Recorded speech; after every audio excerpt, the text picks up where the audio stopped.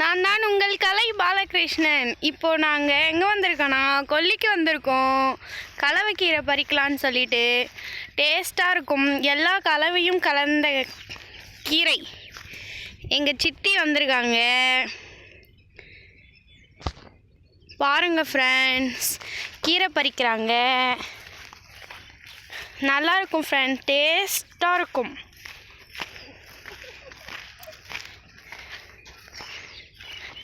இங்கே பாருங்க ஃப்ரெண்ட்ஸ், பறிக்கிறாங்க.